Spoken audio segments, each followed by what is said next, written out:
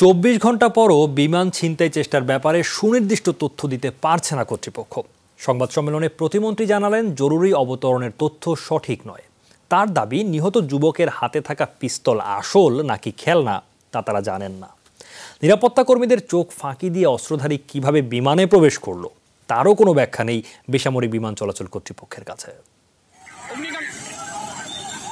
চট্টগ্রামে জরুরি অবতরণের পর এভাবেই বিমানের ইমার্জেন্সি ডোর দিয়ে বেরিয়ে আসেন আতঙ্কিত যাত্রীরা।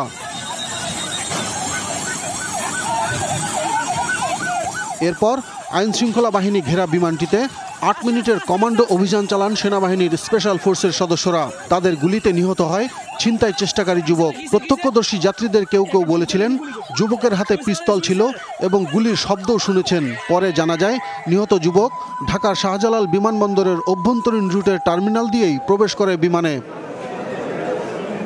দুপুরে বিমানবন্দর পরিদর্শনের পর সংবাদ সম্মেলনে নিরাপত্তার কোনো ত্রুটি ছিল না দাবি করে কর্তৃপক্ষ। তবে যুবকের হাতে থাকা পিস্তল বা অস্ত্র নিয়ে কোনো তথ্য দিতে পারেনি তারা। সিসি ক্যামেরা রিপোর্টটা আমরা দেখেছি ৮-১০ জন যাত্রী যেভাবে ওই আমাদের সিকিউরিটি বডি স্ক্রিনিং হয় তারও ঠিক সেভাবে হয়েছে। আনসাররা তার চেক করেছে, তার ঘাড়ে একটা ব্যাগ ছিল, সেই ব্যাগটাও ওই যে ইয়ের ভিতর দিয়ে আসছে, স্ক্যানিং ভিতর দিয়ে গেছে, কিন্তু স্ক্যানিং মেশিন সেখানে কোনো কিছু শো করেনি বা লাল বাতি জ্বলেনি যে তার কাছে কোনো কিছু আছে। প্রতিমন্ত্রী জানান, প্রধানমন্ত্রীর নির্দেশের পরই কমান্ডো অপারেশন চালানো হয়। তবে জরুরি অবতরণের তথ্য সঠিক নয় বলেও দাবি করেন তিনি। মাননীয় প্রধানমন্ত্রী নিজে বসে হোলি আর্টিজেনের ঘটনা যেভাবে নিজে বসে প্রত্যক্ষ করে ওইখানে বিমান বাহিনী, নৌবাহিনী সহ সেনাবাহিনী তাদেরকে নির্দেশনা দিয়ে এই জিনিসটার পরিসমাপ্তি ঘটে।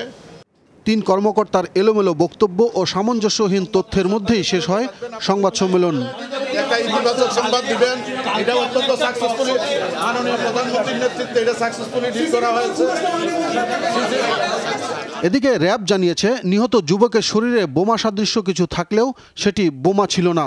সেটাতে কোনো রকমের বিস্ফোরক এখানে নাই।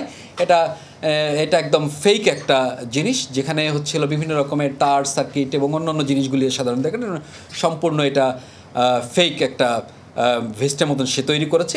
চট্টগ্রাম মহানগর পুলিশও দাবি করে, পিস্তলের বিষয়ে কোনো তথ্য পায়নি তারা। যদিও ঘটনার পরপরই সেনাবাহিনীর ব্রিফিংয়ে জানানো হয়, সফল কমান্ডো অপারেশনে গোলাগুলির পর সন্দেহভাজন যুবকের মৃত্যু হয়েছে। আব্দুল্লাহ তুহিন, যমুনা নিউজ, ঢাকা।